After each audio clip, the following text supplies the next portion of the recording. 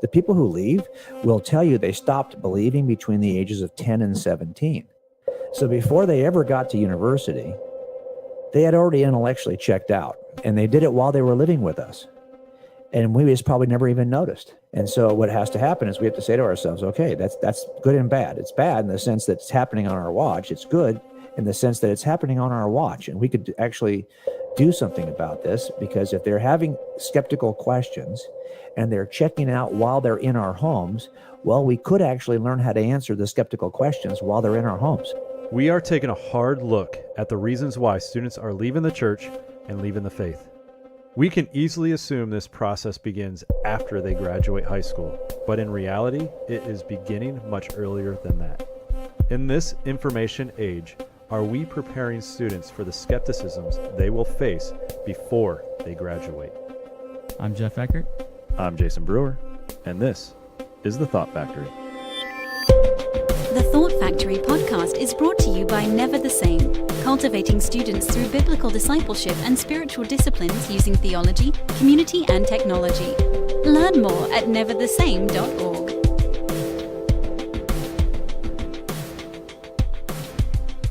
We're glad you're with us today on the Thought Factory podcast. We've got a great interview today. We're going to explore here in just a few minutes. Before we do that, we want to let you know, as always, we are so grateful that you're with us, that you're taking your time to hang with us here at Thought Factory, me and Jayson. And if you haven't yet, make sure you subscribe to this podcast so that when a new one comes out, you're there, you're with us, you're ready. Thank you for those who have subscribed with the Thought Factory podcast. We appreciate your love and your support. And we also want to bring up the fact that if you want a free gift, because you are someone who listens to this regularly, you can check out neverthesame.org/podcast, and you will find our Adolescents in the Church Trend Report 2018. So if you want to know what the research is that we are basing a lot of these podcasts on, go there. If you have not gone and done so already, please do so. That's chock full of great information. It's a 20-page, beautifully laid out report with some up-to-date research on what students are thinking and their beliefs and behaviors. So we want to get that in your hands. We know you'd really enjoy that. So that's there as a resource for you for free, as Jayson mentioned. So make sure you do that. And if you haven't, our last episode was really interesting. We talked with two former students who walked away from their faith. Jayson and I, we were their youth pastors. They were both very involved. They were actually both student leaders, different ministries. And we did interviews, and it was very insightful as we learned some things from their perspective about why they walked away from their faith after being involved in youth ministry throughout junior and high school. Yeah, we learned some things and as well as reflected on our own leadership. And so we wanted to share those stories with you in hopes to help what you're doing and to be able to reflect on how you are approaching youth ministry and being intentional in guiding the students that you are in charge of. We kind of look at it as not necessarily a failure, but we look at it as something that we miss on these students. And if we could provide insight into how to lead, we just wanted to provide that for you.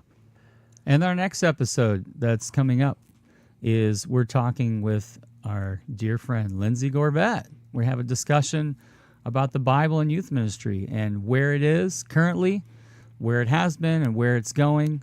And that will be pretty eye-opening as well, talking about some real numbers when it comes to what students are thinking, believing about the Bible and how they're putting it into practice in their life. And for today, we are interviewing a man named J. Warner Wallace. He is a man who became a Christ follower at the age of 35 after investigating the claims of the New Testament Gospels using his skill set as a detective. He is a cold case homicide detective, but he has also been featured on Dateline a number of times. I believe he is the most featured detective on Dateline to date. He is a popular national speaker and best-selling author of the book Cold Case Christianity, and we have him on the podcast today to talk about student skepticism, walking away from faith, apologetics, his approach to being an atheist, to now being a full-fledged Christ follower. Incredible guy. Really looking forward to this interview. We are super excited to have J. Warner Wallace on the Thought Factory today.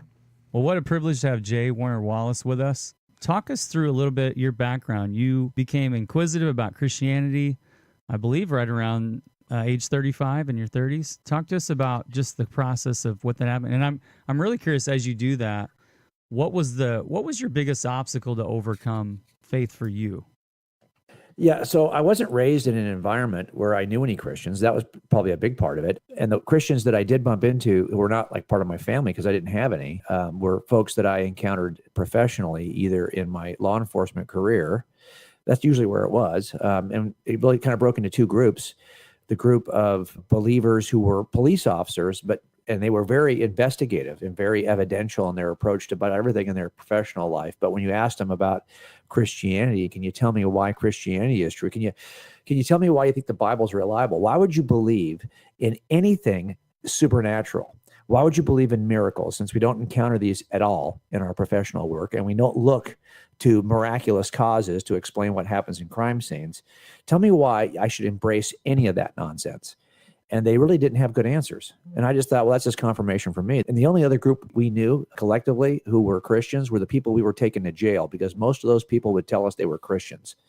So I thought, you know what? Not interested. Not interested in either form of this. Looking back at it, there is something to be said for when you look at a group and you see people in the group. It's not unusual for you to look at the group and say, can I see myself over there? Could I see myself as part of that group? And all I saw on the other side were people who were really not really great at defending what they believed. And even the people who had been Christians for years, who were believers, who were cops, they weren't good at this. And so I just thought, no, there's no truth to it. And I just stayed out. Now, I got interested only because my wife, when we started having kids, she kind of had a sense, well, should we raise our kids with some kind of belief system that would underpin their moral, their moral beliefs or the claims we make to them morally? And so she kind of started to ask that question. As a matter of fact, I pretty much avoided. She would have been willing to take the kids, for example, to a Christian preschool of some sort, or a Catholic preschool, because we had Catholic churches where we were living at the time. And I was more than happy for her to do that, because my dad's the same way. He's not a believer even today, but he's more than happy that I am. And more than happy that believers are in the country. He thinks a country that has Christians in it is a far better place than a country that doesn't have Christians in it. But he thinks it's a kind of silly, useful delusion that builds, good moral fiber in people, but it's not true. And that's where I was. And so I was willing to go with her just as somebody who would want to please my wife. And that's how I first found myself in a place where somebody could present Jesus of Nazareth. And that the pastor that day just happened to make a claim about Jesus that piqued my interest. He called Jesus a really smart guy. He said he was the smartest man who ever lived. He said his moral teaching, just a few sermons, shaped Western culture. And I thought, is that true? So I bought a Bible just to see what Jesus had to say. And that's really how I got started, even reading the scripture at all. Talk to us now. I'm just curious as I hear you talking about your view of the supernatural. I wasn't just a guy who was ignorant of both positions. I just was a science guy who held the very philosophically natural presupposition to everything. If I'm looking for causal explanations, I was going to look for causal explanations that involve space, time, matter, physics, and chemistry. That's it. That's all that exists in the physical realm. That's really where I stayed. I mean, I thought that I might even when I first started reading through the Gospels, I said, well, I'm sure there's some truth about Jesus of Nazareth in here. But when it gets to the miracle stuff, that's clearly stuff that's not true. It's mythology that's been woven into the text. And I stood in that position for a long time. And my process of working through the scriptures was really forensic, in the sense that I knew how to assess eyewitness accounts. I even knew how to assess written eyewitness accounts, because I had been trained to do that. So we would often have our suspects write out what their claims were. They would write out what they were allegedly doing on the day of the murder, and then we would assess those writings to look for deception indicators and compression of time, expansion of time, use of pronouns, use of optional words. We're looking at all these things to see if we can spot whether this guy is telling us the truth or not. And that's really my approach to the Gospels. I said, okay, I'm just going to take that same approach, and let's see if we can figure out if any of this stuff is true. And that's really how I began investigating the Gospels. Jim, you come from an investigative background and an experience as a cold case homicidal detective, and you've used that to drive you to prove that Jesus existed, that God exists, that the resurrection was real. And you've authored books, you've developed an app, websites, and compiled a lot of work. But what drives you in your work to develop all of that? Okay, well, one thing first, let me just say this. Okay, I am a cold case homicide detective, but I'm not a cold case homicidal detective because that would make me sound like I'm out to kill people. But I'll just tell you that of those two things, I think that one skill set drove me to at least discover what was true. And then I realized once I got involved in the church, right, because this is many years later, I became a youth pastor. And it was as a youth pastor that I realized we got a problem.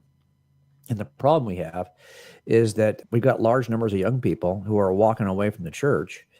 And I saw this even back, probably now close to 15 years ago, when I first started collecting the data and started seeing it in my own youth ministry, that the graduated seniors, our juniors and seniors the next year would still know some of those kids. And they would come back from all these universities here on the West Coast, Berkeley, Sonoma State, different places up and down the West Coast. And they were no longer Christians. And they would tell this to the people who were still in my youth group. So I was getting reports back that, so-and-so is no longer a Christian. And I was like, wow, the first year I graduated seniors, all but one walked away from the church. And I thought, I'm like the worst youth pastor ever, right? I mean, this is happening on my watch. But the reality was that I wasn't the only one who this was happening to. And so that became, for me, I just needed to find out what is it that is problematic. Now, look, students will tell you it's any number of reasons why they are walking away. And what the real reason is usually embedded much deeper than that. But what they'll verbalize to you is some form, most of the time, some form of intellectual skepticism. That may not be what's really the tail that's wagging the dog, but that's the thing they'll say, because that certainly sounds smart, right? They've heard a lot of things, but by the time they'll walk away, and they'll offer some form of intellectual objection that they didn't think that the church could answer, that their youth pastors, their own Christian parents weren't good at answering, and the alternative explanations they were getting someplace else were pretty good. And those alternative explanations, by the way, allowed them to live their life any way they wanted to live it. Those alternative explanations gave them the autonomy they were looking for to begin with. So it's like a win-win, right? So I knew that was part of what I was going to have to do with my own group, was to help show them the process that I went through, which for a long time, I was raised in the arts. So when I first became a youth pastor, I have a degree in design. I have a bachelor's in design, a master's in architecture. So before I ever became a police officer, I was always pretty heavily involved in the arts. And so when I first became a youth pastor, youth ministry was far more art-oriented than it was apologetics-oriented. And I just realized at some point, though, that was not sufficient for my students, and I needed to turn a corner. And so we just started reshaping our entire approach to youth ministry to try to address this one issue, which is the departure of young people from the church. We've been talking about that. It's fascinating to hear you affirm and echo some of the things that we've been talking about out loud on this podcast. But talk about the shift that youth ministries can make between being maybe more, you use the example of artistic, but maybe even more emotion-centered or based to a more of an intellectual approach, and how you balance those two things, because it also ties in with some of the things I've heard you talk about in your other recordings about truth and testimony. So talk to us about how those work together. I get kind of some pushback a little bit about what my approach to testimony really is, because when I was first looking at Christianity, my family is all atheists, except I do have a stepmother who is Mormon, and I have 6 stepbrothers and sisters, half-brothers and sisters, who are all raised Mormon. So I had a group out there of theists, but they weren't Christian theists. They were Mormon theists. And the approach that they took, believe it or not, toward trying to convince me that Mormonism was true is sometimes the exact same approach that Christians try to take to demonstrate that Christianity is true. Because if you ask Christians around the country why you're a Christian, the largest percentage of responses is, well, I was raised in the church. My parents are Christians. I grew up this way. That is by far the most popular answer. The second most popular is, I've had some experience that I can testify about, some experience that demonstrated for me that Christianity is true. It could be I saw a miracle in my own life. I prayed for something that I saw, or I felt God's presence in some point in my life. These are both, by the way, good answers, but those are the same answers that my Mormon brothers and sisters also give for why they are Mormon. And they're the same answers why most Muslims say that they're Muslim, why most Buddhists would say they're Buddhist. I mean, these two answers are the most popular answers regardless of theistic worldview. So I thought to myself, okay, great. We can all say this, but if everyone says this, why would you think that your version of this is better than their version of this? In the end, it doesn't really matter what my personal testimony is. And so when people ask me, well, tell me about your testimony. Well, why do you even care? What you ought to care about is this true? That's the thing that ought to guide all of us. And I actually think that in a world where everyone's got an opinion and everyone's website looks great, it's not like our students. Gen Z has got any problem getting information. Gen Z can get information sideways. I mean, you can get it everywhere you look. The problem is really trusting what authority it is that you're going to follow, because that's where I think we have a confusion in this generation about what's authoritative. Who should I trust? And we say this. I mean, Sean McDowell and I are just finished writing a book on teaching Christian worldview to Gen Z. It comes out next year. And we always talk about this, that this is about truth and relationship. These are two sides of the same coin. They cannot be separated. But if the only thing that makes your version of truth is the strength of your relationship, well, then how do I convince my Mormon family to have a great relationship with their mom that Mormonism isn't true, that their relationship with their mom is stronger than the relationship is with me? And if it's all built on relationships alone, then we've got a problem, I think. So I think it's not an either or, it's a both and. But we ought to be able to say, hey, I've had this personal experience with God, but let me show you why I know it was Yahweh. It was the Christian God of the New Testament. Let me show you why evidentially I know that's what my experience is grounded in. And it's not just like everyone else has got an experience. This is something different because the evidence actually points to the New Testament and demonstrates the New Testament claims are true about Jesus. Therefore, when I have an experience that I interpret as divine, I know what God is in play because I've got a good evidential case I can make for Christianity. And I think that's where we're going to have to at some point land this, right? Because in the end, if you look at the surveys that have been done related to students, and I have collected all of them over the years since 1999, they're on one page on our website. It just has, it says updated. If you type in updated at coldcasechristianity.com, you'll find that article. You can see what young people are saying when asked, why are you leaving? What was it that was your big objection? What's the problem here? And you will see that the vast majority offers some form of intellectual skepticism. Now, I think it's time for us to at least address those claims. So if that's not really what the problem is, at least we can knock that off the table. But if it is what the problem is, then let's address it. And if we're going to allow them to tell us what the problem is, well, that's what they say it is. So maybe we should actually address those issues. Jim, in your book, Cold Case Christianity, you mentioned the comparison between faith and reason, and that reason should not be viewed as the opposite of faith, but instead unbelief. And then you're calling Christians to have a reasonable faith based on the evidential support that you were talking about. Have you seen or experienced a lot of more of the blind faith, or are you seeing a trend in the evidential support in why people believe in Christianity? What I see is that the church is both shrinking and staying the same, in the sense that every year, about 1% of people who would say they were part of the Christian church will say, I'm no longer part of the Christian church, but I'm not an atheist yet. I'm just going to say I have no religious affiliation. So over the last 15 years or so, about 15% of less Christians than there were at the last time it was taken 15 years ago. And if you look at the number of people who say they have no religious affiliation, they call these the nuns. They check the box that says, what religious affiliation do you have? They have none. So the rise of the nuns is about at the same pace, increasing as Christianity is decreasing. So we can kind of see where these folks are going. But when you ask who's left, what do you think Christianity even teaches or represents? It turns out that of the 70% or so that are still claiming to be Christians in 2015, only about 20% of those actually know what Christianity teaches. The rest are people who like to identify as Christians, but they don't really know what it teaches. They don't even really know what it means foundationally, theologically. Well, that group that does know what it means, that hasn't shrunken at all. That, for the most part, has stayed pretty stable. But the group that has been identifying themselves as Christians without really knowing what that even means, they have been steadily leaving us. So I think part of this is going to be about us saying, well, look, do you know why this is true? And do you know what this teaches? So we're going to have to spend some time doing that with students, right? And what I've discovered is that the more that I showed students why this is true, I saw two things happen. Number one, fewer will ever leave us. This is now anecdotal. I have no like nationwide statistics for this. This is just in my own youth ministry. And two, the folks who step out for a season are stepping out because they're denying the truth, and they know they are, eventually return, because at some point it's like that rubber band theology, right? You can pull that band out just so far, but the further you pull it, the more it hurts when you let go. So you're probably smart to keep it pretty close. And I've seen students do that over the last couple of years as they've kind of wandered off, but then eventually return to what they think or know is evidentially true.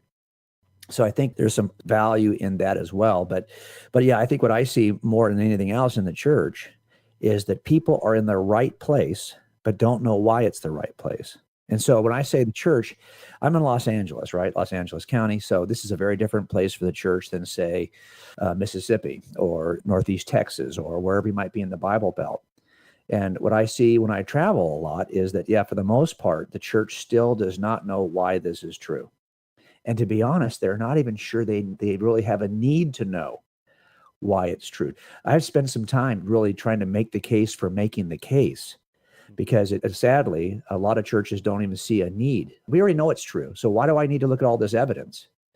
And if I do look at the evidence, why are you calling it faith? If you only believe this on the basis of evidence, why are you calling this faith to begin with? They almost have a theological resistance to this idea of helping our students know that this is true evidentially, because they feel like, well, then it wouldn't be faith. So we have to kind of start walking through those definitions for people.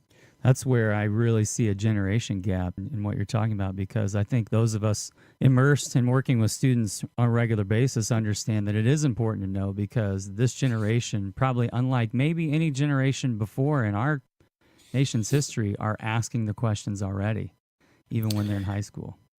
A lot of what we started with, right, is we started with this kind of anecdotal experience. And Sean was a high school teacher, Sean McDowell, and that's Josh McDowell's son. He was teaching high school and seeing this, and we were taking these trips, these immersive experiences to Berkeley, to Salt Lake City, where we're teaching our students theology, teaching our students apologetics, so they can go on the campuses and on the city streets in those two cities and speak theologically with Mormons and speak apologetically with the non-believers in the Berkeley area. And we were doing this because it was really anecdotal, right? But we're watching all this, the national surveys. We're collecting all of those. We're kind of wondering, is everyone having the same experience that we are, or just something that's purely anecdotal? It's our issue, it's our problem, and it's nobody else's. I think it's pretty clear, though, given the trajectory of culture, that this is a national problem for the church. And I think we should probably try to address it, right? And again, it's always going to be in the context of relationships, of course. That's so foundational that if we're not careful, and you've talked to people who are interested in apologetics, who sometimes that's not their strength, right? They're like fact people, right? They got the facts. We have the evidence, but we maybe don't have the relational gifts, right? That we would be able to, a lot of cops are this way, right? We know it's true. We do the job, but you're probably not the greatest person to hang out with off duty. Well, I want us to develop a whole generation of youth leaders that are both of these things, have all those relational skills, so they know how to love students. That's who they are to begin with. But at the same time, they know that part of loving our students is to equip them so they can protect themselves from error. And that's, I think, a part of what we have to do. When you're a parent, you make sacrifices for your kids. I remember my kids are grown now. I have 4. But when they were in junior high and high school, I didn't go to the places I wanted to go to eat. I went to the places my kids would eat. I didn't go to the vacations I wanted to take. I took the vacations that would be good for my family and affordable. I didn't even see the movies I wanted to see. I saw the movies they wanted to see. These are the things that you do. You make these sacrifices for your kids. Well, I think the church has got a bunch of kids. And we have to make a decision as the parents, all of us collectively, because we're all raising the next generation in the church. Even if those aren't your biological kids, they are your spiritual kids. And we have to make a decision. Are we willing to make some sacrifices, right? It may not be the approach you want to take. It doesn't maybe serve you the way it can serve them, but hey, make the sacrifice for kids. It may not be the kind of worship music that you would prefer, or the kind of lecture series or the sermon series that you think would be maybe. But look, in the end, you'd have no problem sitting in that movie 2 hours a week with your kids that you didn't want to go to because you knew it was good for your kids. Well, the same thing I think is true here. We have to kind of decide, are we willing to prioritize away from all the things that make us comfortable as adults and move toward those things that would actually bless our kids. And I think that's part of what we have to make a decision about. Man, if every pastor in America could hear what you just said, that was so good. And we're going to take a break here. When we come back, I want to talk to you just about where we're going here, about solutions and what we can do on our end, working with students to really guide them in the right way.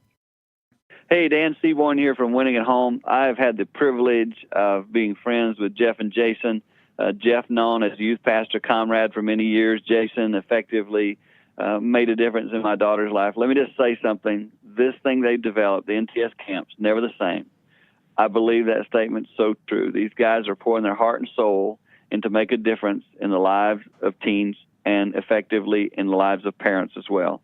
And I want to encourage you, I endorse them fully. Get your kid to these camps, because if they go there, they won't be the same. They will come home with a different attitude, different spirit. Everything you're looking for, that's what they're going to come home with. And so I challenge you as a parent, I challenge you even as a teen, consider it, because I believe this will make a mark for the kingdom and a mark in your life. Check it out. I highly encourage you to pursue this, because I believe it will be effective in furthering the walk of your family with the Lord Jesus Christ. Let's keep going here. Let's talk about solutions, because we do live in an age, like you mentioned earlier, of bad information, and students are more skeptical than they've ever been because of the information age, in my opinion. So let's talk about our approach and our work with students, and use this term a lot, and you have it in your information about being a case maker. Talk about what that looks like for us as youth workers to be making case-making students. So I use this term because the alternative is to be an apologist, right? And everyone thinks that's a terrible term, and I agree. I didn't have a church upbringing, so when I first heard that term, I kind of agree with everybody else. That term really is lame. It doesn't seem like who the heck wants to be apologizing all the time. And if you said, well, we're making a defense for Christianity, that doesn't even sound better to me. It sounds like, well, because now you're being defensive about Christianity. I thought, we've got to find a new way. So I started saying, well, no, I'm a Christian case maker. I just make an affirmative case for what I believe. But if you think about it, everyone does pretty much, no matter what they believe. If you're a fan of the Green Bay Packers, well, then guess what? You're probably making a case for why the Green Bay Packers are the best football team out there, whatever your team is. All of us do this. We all make a case constantly for the things we think are important to us. Why wouldn't we be the same with Christianity? And so I knew that we're going to have to do something. And you're absolutely, what you said a minute ago is so true, right? So we have so much access to information. And then I did a good job, I hope, of designing our website so it would look professional, it would look authoritative, let's put it that way.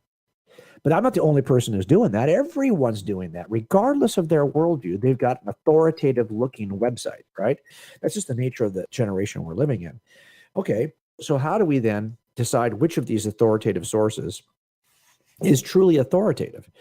Well, I think when all things come down to equal, we have to do two things. We have to, number one, demonstrate that we have enough mastery of the topic so that students go, well, yeah, he seems like he knows what he's talking about. And then two, build a relationship with students that is authentic, that's not just for the purpose of communicating information. By the way, if that's it, if we're thinking, hey, I got something I want to tell these kids and it's going to have to come out tonight, so I'm going to do my best to build a relationship in 30 minutes so I can, well, no, that isn't going to work.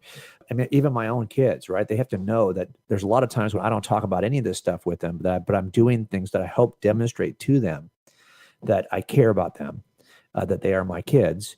And this is also true as a youth pastor. I mean, I started late, so I didn't even become a Christian until I was 35. So I didn't start youth pastoring until I was in my early 40s. And as I was doing it, I realized that I was like the oldest guy that I knew who was doing this work. Even some of the bigger youth pastors that are out here on the West Coast were younger than I was. And I felt like, well, I can't be cool with these kids. I don't do the things that they would do. I'm not a board sport guy. In California, everything is either going to be surfing, skateboarding, wakeboarding, snowboarding, something with the board.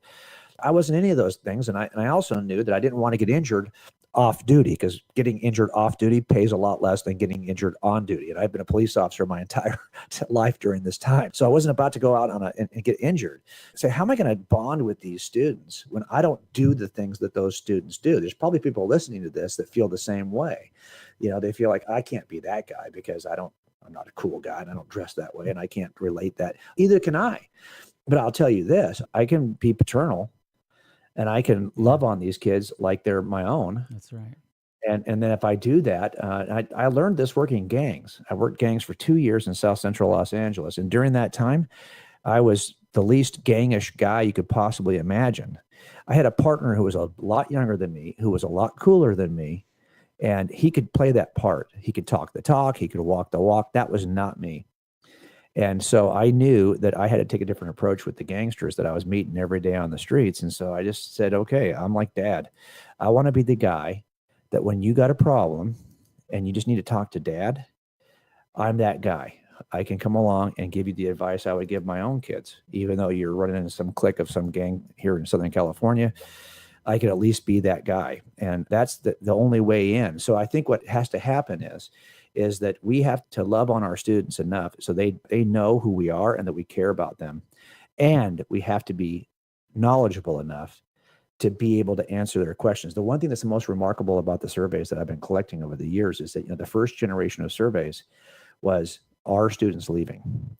And those start around 1999, early 2000s, and we get a lot of rich data about how many are leaving. Then the next set of surveys was, well, why are they leaving? And that's when they started asking questions. And the better ones of those are the ones where they just leave it open-ended and they're not multiple choice, and students just tell you in their own words why they're leaving.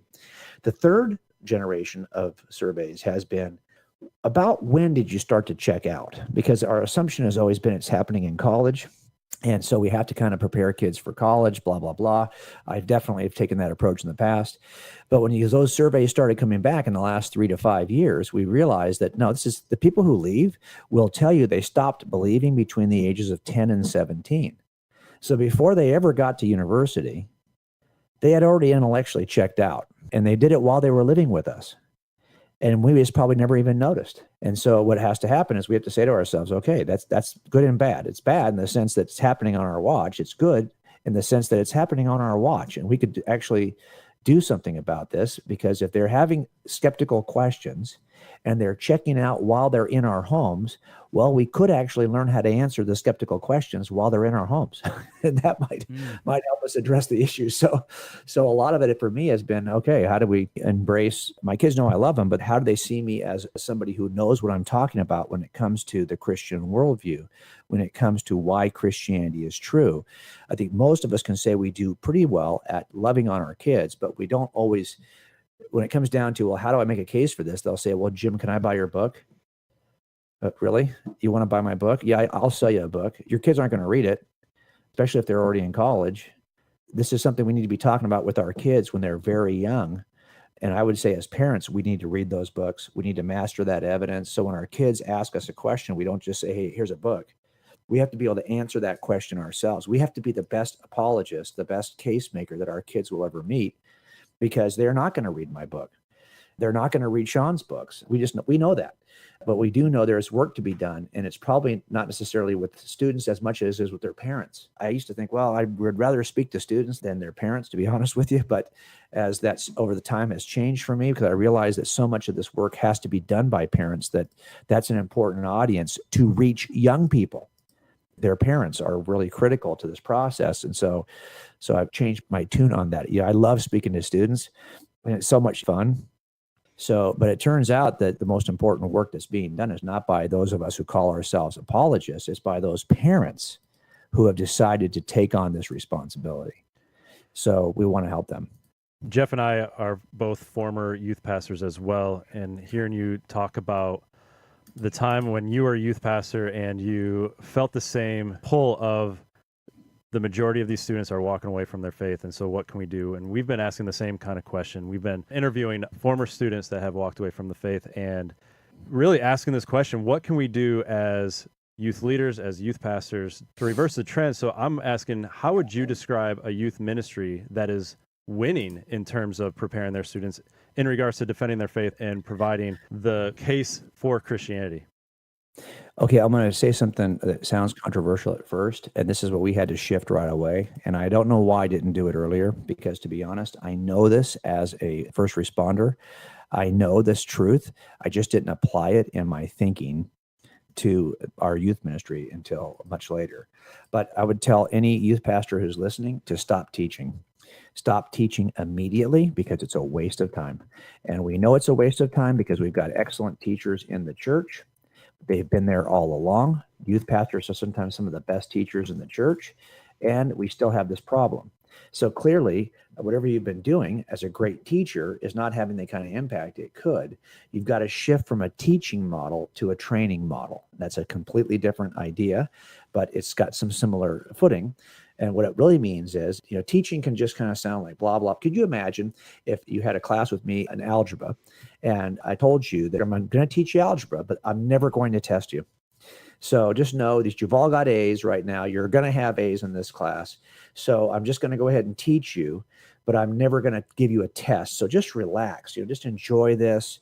There's a lot to learn here, but you're never going to have to take a test. Well, look, you've got other classes at school that are going to have tests. So where do you think all of your studying time, where's all your attention going to go? It's going to go to those classes where there is a test. As a church, we have been saying, hey, we're going to teach you a bunch of stuff that we're never going to put into practice. So there's never going to be a test, really. And we haven't even connected our teaching to the test. And so the first thing I said was, okay, so I know how to change this. Here's what we're going to do. We're going to stop teaching. We're going to start training. Teaching becomes training when you establish the challenge. So fighters get fat in between fights. The old days, MMA is a little bit different because you see they're fighting a lot closer together. But it used to be back when Muhammad Ali was the champion. Okay, you wouldn't have a fight for 6 months. Yeah. And in those 6 months, you'd gain 25 pounds, and then you'd sign a contract 12 weeks out, and you would train your rear end off to get in the best shape of your life before the actual fight. Why? Because you're about to get in the ring and get your clock clean. So you're going to have to train and get in shape before you enter the ring. So it turns out the ring is what motivates fighters to train. And that's what happens here. I have to establish a ring event for my students and then teach toward that event. And so if I want to teach theology, which I did, look, I could do series on the creeds. I could do series on the deity of Christ. I could do series on the nature of God. I can do all the omnis. I could figure out all these things to do, right? But the minute I said to them, we're going to spend 8 days in Salt Lake City and in Provo, Utah, on the campus of BYU, going door to door as street evangelists in the city of Provo, where there's the most returned Mormon missionaries anywhere on the planet. We're going to be on Temple Square. We're going to be talking to Mormon believers and sharing the gospel with them. And trust me, they already know more about the Bible than you do, and they see you as the lost people group. But we're going to have a time of a lifetime. You're never going to forget this trip. Well, I got buy-in pretty quickly from my students. They wanted to have a crazy trip. So they said, yes, they would go. But then they knew they had to train because they were not ready. And we demonstrated that they weren't ready. So they knew right away. They were stinking at this theology thing. They were just terrible at it. So they were now paying attention because they knew they were about to get spanked if they didn't know enough to be able to stand their footing as a Christian. And if they didn't know that before they got to Utah, oh my gosh, the first night at Utah, these kids are in their Bible, like frantically trying to make a case theologically for their position because they just got owned out there by people who saw them as lost people group, and they love God and they just are mistaken about who God is, but they seriously have a heart for us. They will do more for this lie than we will do for the truth. And so we have to be able to share Christ with those people. And I took that trip every June for as long as I was a youth pastor. It was a transformational experience. We just said, okay, we're going to take missions trips, but they're going to be immersive, theological, and apologetics, philosophical missions trips. And those students, after just one trip, were more than willing to never do another wakeboard trip or never do another surfing trip again. One actually said to me, hey, think we'll ever go back and do another wakeboard trip or another snowboarding trip? I said, well, we can, but what do you want to cancel, Berkeley or Utah? And they're like, never mind. And I thought, okay. So they realized the value of it. And these trips were fun. They were crazy fun. Young people will do crazy things that their parents will find a way out of. Okay. Yeah, but that's true. Young people go, they're like, I'll go, I'll try it. Yeah. They're up for it. So we could ask them to do crazy things and they would do them. And so I think that's part of the process as we've shifted from teaching to training. We talk about this in the next book Sean and I have written, because I wanted to be able to share that model in great detail. How do you take those kinds of trips? How do you prepare for those kinds of trips? And I'll just say one more thing. I also learned a very simple tool that if you don't think you can do immersive trips across the country, I get that. Okay, how about this? Never, ever tell your students a what without two whys. So 2 whys for every what. Just keep that principle in your head. 2 whys for every what, and you will change the way your students think, because we have a tendency to say, here is what we believe. about the deity of Christ. Here is what we believe about the triune nature of God. Whatever. It's a what. Always give the what, and then the first why is, okay, why do you believe that's true? On the basis of what good biblical and philosophical evidence should I believe that claim? That historical claim about the resurrection, that historical claim about some New Testament event, why should I believe that? What is the evidence for that? So that there's the first why. The second why is, okay, great. You got this claim and you've made a case for it, but why do I care? I mean, what's it to me? It doesn't impact. Okay, that's great. I'm glad you like that. I'm glad you believe that, but it has no impact on me. So the two whys are, why is it true and why should it matter to me? And if you just cover that for every what claim you make in front of your students, you will see a difference in the quality of what your students believe and how they embrace it. Jim, talk to us about not just students defending their faith, but also sharing their faith. Yeah, this is the thing, right? So it used to be, this is where I think that we have to, all of us who do this work have to make a decision about, well, when we say we want you to share your faith, what does that look like? So, and for me, because I had no background as a Christian, I just dropped into this from outer space. Mm-hmm. So I didn't have a church tradition. I just knew that I could see how Christians shared what they believed in a book called the Book of Acts. It was the only, really, aside from Jesus sharing, but that's different. He's Jesus. I needed to know what are the people who aren't Jesus? What do they do? And so I said, okay, I'm going to start looking to see if there's an example of this. And the only example I could find was in the Book of Acts. Now you tell me, there's no way of the master in the Book of Acts. There's not even, hey, you know what? You're a sinner in need of a savior. What you see in the Book of Acts, 99% of the time is, hey, the Old Testament predicted A, B, and C, and we saw it come. We saw it happen with our own eyes. We're here to testify that we saw the risen Christ. All the predictions of the Messiah, we saw them manifest in Jesus of Nazareth. That's a very different approach. That's testimony, but it's not personal testimony in the sense that it's really a claim about something that's objectively true. And so that's my question is, if we're going to train students to share the gospel, what does that look like? I used to use this when I first started. Listen, I'm a guy who came to faith on the basis of evidence, but when I first started teaching my own students, it almost always began with their personal testimony. That's the only resources I could find that I could dip into were these, his story and your story, so I thought, okay, great. Well, the his story part is the part that really is the hinge in all of this. How well are our students prepared? So when someone says, yeah, but you can't believe that Bible, I mean, it's been translated and retranslated thousands of times. We don't even have the originals anymore. So we don't even have a single original copy of any New Testament book. So why in the world should I? And not only that, we don't have a copy at all. The most ancient copies we have are like 300 years after the fact. And when you compare the most ancient copies to each other, they have more variations than they have words in the New Testament. Why in the world would I trust that? I would never trust that. It's not like you're asking me to go back to the Constitution. I can find the original and see if you're telling me the truth. There is no original for you guys. That's a very simple statement. Yeah. I'll bet you that 99% of Christians will be stopped cold in their tracks with that one. This is what Mark Ehrman writes about in Jesus Interrupted, right? He says this is what happened to him. Raised in a Christian family, goes to Moody Bible Institute, hears that in his freshman year. And he's out. Done. See ya. Okay, so I just think when we share these claims, I don't think anymore, we're not a pre-Christian nation. We're not even a Christian nation. We're a post-Christian nation. We're a nation full of people who have heard the gospel, but they say, I don't want it. They are prepared to offer objections now, which you won't hear if you go to South Africa. You won't hear this in parts of the places where they're still pre-Christian, but you will hear objections in post-Christian nations. Our students at least have to be able to answer the objections if they're going to share the gospel. Yeah.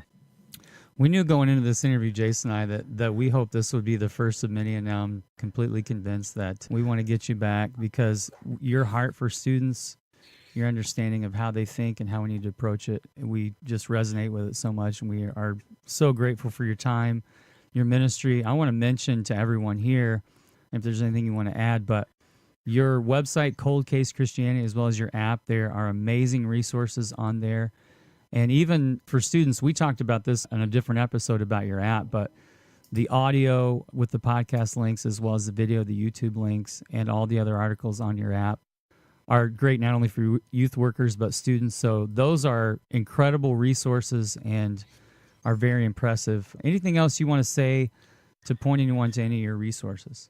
Oh, well, listen, I'm just happy to be part of this. We realized when we heard that kids were leaving from between 10 and 17, and we kind of saw that in our own anecdotally, we said, okay, we got to shift our teaching. So that's why we started writing a series of kids books, which are available at Case Makers Academy. So all of our adult resources have been rewritten as fictional narratives that teach critical thinking.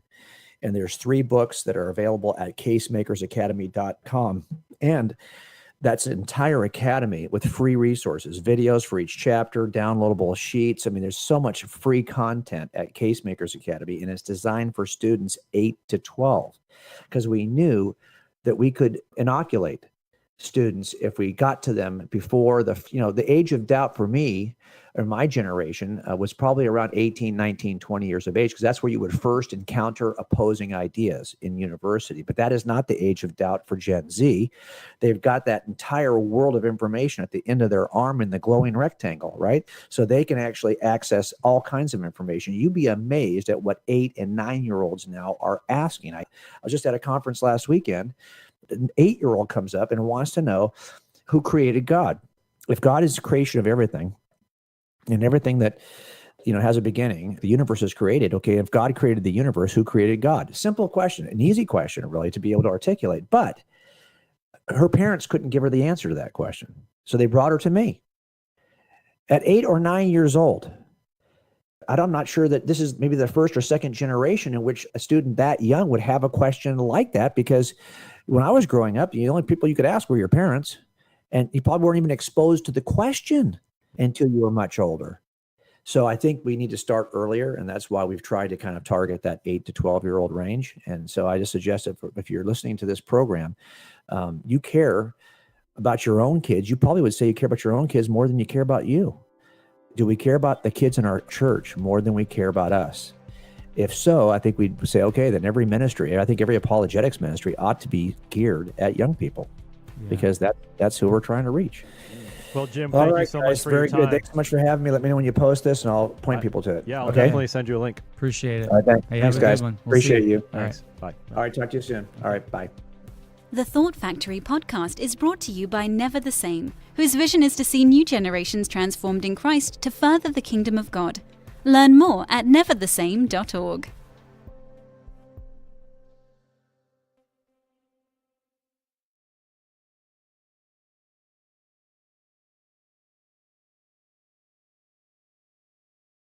All right, we're here in the bonus segment of the podcast, and in the bonus segment, we've been talking about what is coming up on July 4th weekend 2020. It's an event called Claim Your Campus 2020, and we've got an executive team of leaders from across the nation that are involved in planning this, as well as many organizations and many other entities, ministries, denominations that are on board with this.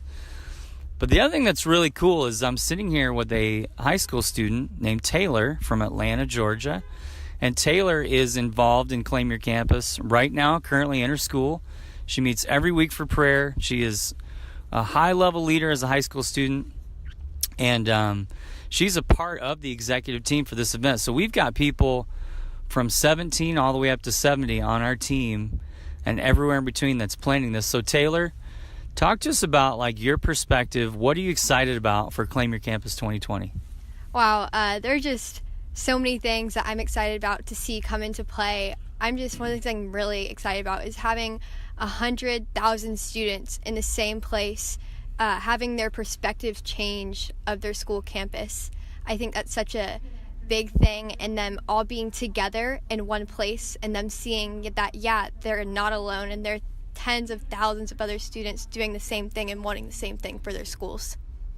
And Taylor, you've seen some crazy things happen in your school, but what excites me about you is knowing your story, and you've been involved in Claim Your Campus since you're a freshman, is seeing the changes in your life, what God's done in you. And what gets me pumped up is to think about a field full of Taylors at this event that are going to go back and change their school and take prayer and really see that as a way to make a difference. And so youth leaders, parents, others, adults are listening to this. Tell them why you think they should take the time, effort, and resources as adults to take students to this event. Yeah, and honestly, just going back to my story, I'm a senior this year, and when I was a freshman, I really had believed that God didn't have a plan for me, and that I didn't have a purpose because of the mistakes that I'd made. And through Claim Your Campus, this ministry has taught me that it doesn't matter what I've done in my past, God can still use me. He will use me, and He wants to use me, and I have purpose. And I'm just thinking of all of the other students who are in the same place I was a few years ago, thinking that they can't make a difference and not even trying, because what's the point? To them seeing that God has so much in store for them that they can't even imagine, and them just running with that, because once you understand that, and once that clicks with you, there's no going back. There's just not. So you're listening to this, and you know students. Think about students that are coming to mind right now that need to be at this event. Now, if you're listening to this in 2018, we're talking about 8th, 9th, maybe 10th graders that would be there and younger, because it's summer of 2020. But seeing what Taylor's done in her school, seeing what God's done in her life, and seeing how Claim Your Campus really gave her it just empowered you to do this at your school. And that's what this event is about, is mobilizing this movement. So one final word, Taylor. Give a final little encouragement to people thinking about checking this out, Claim Your Campus 2020. What would you say? I mean, really, you have nothing to lose. I mean, just come out and just see what it's all about, because I'm telling you, you're not going to regret it. Just the amount of people that I know in my school whose lives have been changed because of this, and so many people have come to Christ just in my school because of this. It's just, why wouldn't you go? I mean, just come and check it out.